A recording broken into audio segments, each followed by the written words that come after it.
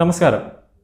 രണ്ടാം പിണറായി സർക്കാർ അധികാരമേറ്റപ്പോൾ ആദ്യ ടേമിൽ വന്നത് ആന്റണി രാജുവാണ് ഗതാഗത മന്ത്രിയായിട്ട് വന്നത്. രണ്ടാം പിണറായി സർക്കാർ അധികാരമേൽക്കുന്ന സമയത്ത് തന്നെ ഒരു എഗ്രിമെന്റ് വെച്ചിട്ടുണ്ടായിരുന്നു. ഫസ്റ്റ് 2 വർഷം ആന്റണി രാജു ഗതാഗത വകുപ്പ് കൈകാര്യം ചെയ്യും. അതിനുശേഷം മുൻ മന്ത്രിയായിരുന്ന കെ ഗണേഷ് കുമാർ ആയിരിക്കും ഗതാഗത വകുപ്പിന്റെ ചുമതല എന്ന് ആദ്യം വെച്ചിട്ടുണ്ടായിരുന്നു. ഇപ്പോൾ അങ്ങനെയാണ് സംഭവിച്ചിരിക്കുന്നത്.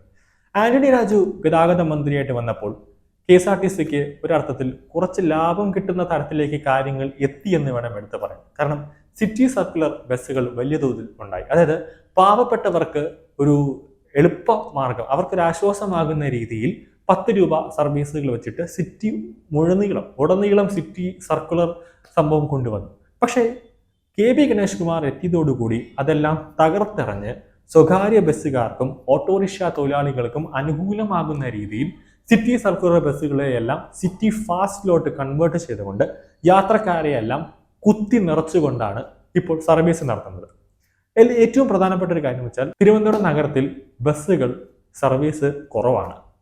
ഇപ്പോൾ തന്നെ ഏറ്റവും പ്രധാനപ്പെട്ടതെന്ന് വെച്ച് കഴിഞ്ഞാൽ രാവിലെ തന്നെ ബസ്സുകളിൽ യാത്ര ചെയ്യുന്നത് സ്കൂൾ തുറന്ന സമയം, തിങ്കൾ മുതൽ വെള്ളി അല്ലെങ്കിൽ തിങ്കൾ മുതൽ ശനി വരെ സ്കൂൾ പ്രവർത്തിക്കുന്ന സമയമാണ്.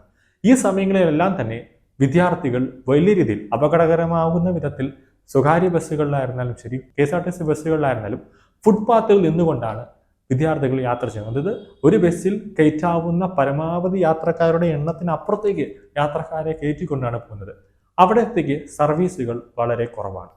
ഇതുമൂലം വലിയ തോതിൽ ഒരു അപകടം തന്നെ നമ്മൾ വിളിച്ചു വരുത്തുന്നു എന്ന് വേണം എടുത്തു പറയാൻ. ഇപ്പോൾ ഏറ്റവും പ്രധാനപ്പെട്ട ഒരു വാർത്ത എന്ന് പറയുന്നത് പ്രതിഷേധം, അതായത് ജനങ്ങൾ യാത്രക്കാർ പ്രതിഷേധിക്കുന്നത് അവർക്ക് ബസ്സുകളില്ല. രാത്രി 7 മണി അല്ലെങ്കിൽ 8 മണി കഴിഞ്ഞു കഴിഞ്ഞാൽ തിരുവനന്തപുരം നഗരത്തിൽ നിന്ന് പലയിടത്തേക്ക്, അതായത് പാറശാല, വെള്ളറട, പൂവാർ, പാപ്പനംകോട്, വിഴിഞ്ഞം തുടങ്ങിയ മേഖലയിലേക്ക് പോകാനുള്ള നഗരത്തിൽ നിന്ന് ബസ് സർവീസുകൾ കിട്ടുന്നില്ല. മണിക്കൂറോളം കാത്തു നിൽക്കുമ്പോഴാണ് കുറച്ച് അല്ലെങ്കിൽ 1-2 ബസ്സുകൾ അവർക്ക് കിട്ടുന്നത് എന്നാണ് പറയുന്നത്. മിക്ക ബസ്സുകളും വൈകുന്നേരം 6 മണിയോടുകൂടി തന്നെ സർവീസുകൾ അവസാനിപ്പിക്കുന്ന ഒരു കാര്യത്തിലേക്ക് എത്തിപ്പെട്ടിട്ടുണ്ട്. സർക്കുലർ ബസ്സുകൾ, 10 രൂപ സർക്കുലർ ബസ്സുകളെല്ലാം ഇപ്പോൾ പതുക്കെ നിർത്തിക്കൊണ്ടുവരുന്നു. 15 രൂപ വയ്ക്കുന്നു. അവിടെയും യാത്രക്കാർക്ക് സ്വസ്ഥതയായിട്ടൊന്നും അല്ലെങ്കിൽ സമാധാനത്തോടു കൂടി യാത്ര ചെയ്യാനുള്ളൊരു അന്തരീക്ഷം KSRTC ഒരുക്കുന്നില്ല എന്നതാണ് എടുത്തു പറയേണ്ട ഒരു പ്രധാനപ്പെട്ട കാര്യം. രണ്ടാമത്തെ ഒരു പ്രധാനപ്പെട്ട കാര്യം എന്ന് പറഞ്ഞു കഴിഞ്ഞാൽ ഇക്കഴിഞ്ഞ KSRTC വലിയ രീതിയിൽ കൊണ്ടുവരുന്നു എന്ന് ഗണേഷ് കുമാർ പറയുമ്പോഴും കഴിഞ്ഞ ശനിയാഴ്ച, അതായത് 27-ാം തീയതി നടന്ന PSC പരീക്ഷയിൽ 50ഓളം വിദ്യാർത്ഥികൾക്കാണ് LD ക്ലർക്ക് പരീക്ഷ എഴുതാൻ പറ്റാതെ അവരുടെ ജീവിതം തന്നെ നഷ്ടപ്പെട്ടു പോയൊരവസ്ഥയിലേക്ക് കാര്യങ്ങൾ എത്തിയത്.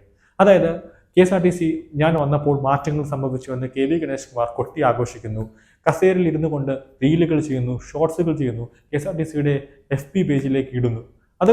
ഒന്നും ആയില്ല ഗണേഷ് കുമാർ. കാരണം ഒരു ബസ് ബ്രേക്ക് ഡൗൺ ആയിക്കഴിഞ്ഞാൽ സ്വാഭാവികമായിട്ടും എമർജൻസി റാപ്പിഡ് ടീം എന്ന് പറഞ്ഞൊരു സംവിധാനം KSRTC പോലെയുള്ള വലിയൊരു മാനേജ്മെന്റ് സ്ഥാപനത്തിൽ ഒരുക്കിയിട്ട കാര്യമാണ്. ബസ് ചീത്തായി കഴിഞ്ഞാൽ, ഒരു ബസ്സിന് ഒരു ടയർ പഞ്ചറായി കഴിഞ്ഞാൽ ഉടനെ തന്നെ അടുത്ത ഡിപ്പോയിൽ നിന്ന് ആളെത്തണം, അല്ലെങ്കിൽ അടുത്ത ഡിപ്പോയിൽ നിന്ന് വേറെ ബസ്സുകൾ എത്തണം. ഈ ബസ്സിലുള്ളവരെ ആ ബസ്സിലേക്ക് കയറ്റി ലക്ഷ്യസ്ഥാനത്തേക്ക് എത്തിക്കേണ്ട ഒരു ഉത്തരവാദിത്വം KSRTC എന്ന കമ്പനിക്കുണ്ട്. പക്ഷെ ഇതൊന്നും തന്നെ നടപ്പിലാക്കില്ല. അന്ന് 1 മണിക്കൂർ വൈകിയാണ് കുട്ടികൾ പരീക്ഷാ ഹാളിലേക്ക് എത്തിയത്. അവർക്ക് പരീക്ഷ എഴുതാൻ പറ്റിയില്ല. ഇതിന്റെ കാരണക്കാർ ആരാണെന്ന് ചോദിച്ചു കഴിഞ്ഞാൽ KSRTCയും അതിന്റെ വകുപ്പ് മന്ത്രിയുമാണ്. വലിയ തോതിൽ കൊട്ടി ആഘോഷിച്ച് നടപ്പിലാക്കിയ വേറൊരു പദ്ധതിയുണ്ട്, നൈറ്റ് ലൈഫ് പദ്ധതി എന്ന് പറയുന്നത്. വിദേശ രാജ്യങ്ങളിൽ രാത്രി 10-11 മണിക്ക് ശേഷം, അതായത് വിദേശ രാജ്യങ്ങളായ ദുബായ്, അമേരിക്ക ഉൾപ്പെടെയുള്ള സ്ഥലങ്ങളിൽ രാത്രി ജോലി കഴിഞ്ഞ് ടെക്കികൾ ഉൾപ്പെടെയുള്ളവർക്ക് എൻജോയ് ചെയ്യാൻ പറ്റുന്ന രീതിയിലാണ് നൈറ്റ് ലൈഫ് പദ്ധതി കൊണ്ടുവന്നത്. ഇവിടെ മാനവീയം റോഡിലുണ്ട്. അവിടെ രാത്രി 10 മണിക്ക് ശേഷം മാന്യമായിട്ട് നടക്കുന്ന ഒരാൾക്ക് അവിടെ പോകാൻ പറ്റില്ല. കാരണം ലഹരി വസ്തുക്കൾ ഉപയോഗിക്കുന്ന ചെറുപ്പക്കാർ ഉൾപ്പെടെ കുത്തഴിഞ്ഞ രീതിയിലാണ് മാനവീയം റോഡിൽ കുറെ ഫ്രോഡ് പിള്ളേർ അവിടെ കിടന്ന് കറങ്ങുന്നുണ്ട്. പോലീസുകാർ തന്നെ അവിടെ നിയന്ത്രണം ഉണ്ടാക്കിയതാണ്. അവിടെ അടിയിടി, വെട്ടുകുത്ത് തുടങ്ങിയ സംഭവങ്ങൾ അവിടെ അരങ്ങേറിയതുമാണ്. നൈറ്റ് ലൈഫുമായി ബന്ധപ്പെട്ട് KSRTC ഒരു പുതിയൊരു പദ്ധതി ആവിഷ്കരിച്ചു. അതായത് ഗണേഷ് കുമാർ വന്ന സമയത്താണ്. അവിടെ അവർ ഡബിൾ ടക്കർ ബസ്സിൽ യാത്രക്കാർക്ക് രാത്രികളിൽ തുറന്ന ഇതിൽ, അതായത് സാധാരണ ബസ്സുകളിൽ മുകളിൽ ഫുൾ കവർ ആയിരിക്കും, പക്ഷെ ഇതിൽ കവർ ചെയ്തിട്ടില്ല. അവർക്ക് പരിസരം ഫുള്ളും കാണാം, റോഡ് മുഴുവനും പല പ്രസിദ്ധമായ കാഴ്ചകളും കണ്ട് ആസ്വദിക്കാനുള്ള രീതിയിൽ, പാട്ട്, ഡാൻസ് ഉൾപ്പെടെ രീതിയിൽ ഉല്ലസിക്കാനുള്ള രീതിയിലേക്ക് അവർക്ക് പോകാൻ വേണ്ടിയാണ് നൈറ്റ് ലൈഫ് പദ്ധതി കൊണ്ടുവന്നത്.